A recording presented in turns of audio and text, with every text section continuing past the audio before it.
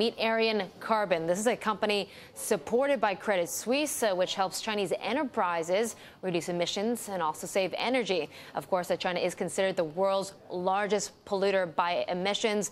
And this morning, we welcome Arreon Carbon's CEO, John Shi, joins us from our Beijing bureau. John, climate change on the focus today, especially as Premier Wen Jiabao is about to address the National People's Congress. Basically, that's equivalent to the State of the Union address in China. And of course, the climate, I guess the climate concerns are on top of the agenda. Do you think he'll say anything that might be revolutionary today? I don't think it will be anything revolutionary. Rather, I think it's going to be a continuation of the same scheme, same commitment, which is to reduce carbon intensity by 40 to 45% by 2020.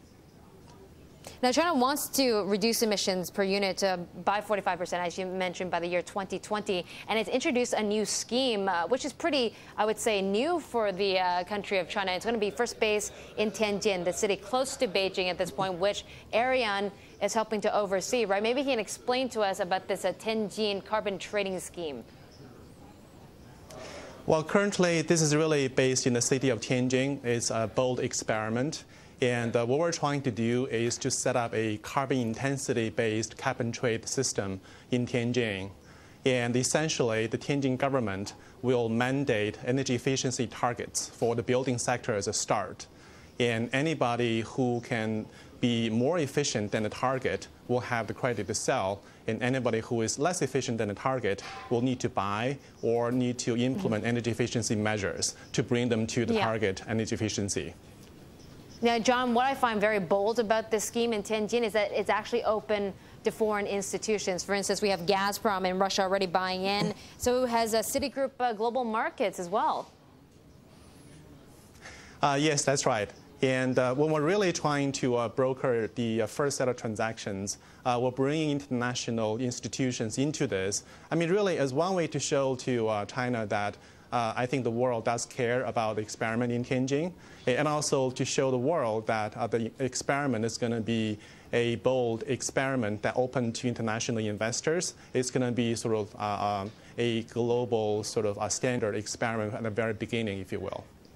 Yeah, and it looks like this experiment is gaining a lot of traction. For instance, you have a lot more municipalities in China trying to sign up with you. In fact, didn't you say that you've been approached by local governments in Mongolia, Jiangsu, and also Dalian and Foshan for more help in reducing carbon emissions? Yes. So how profitable is that for your company then? Well, actually, we're not really doing this to make money, seriously. We've been doing the Tianjin pilot for the last year or so, basically on a pro bono basis. And we'll continue to do pro bono work for local Chinese governments, because it really sends a great opportunity for the government to step up and to really implement carbon emission reduction measures.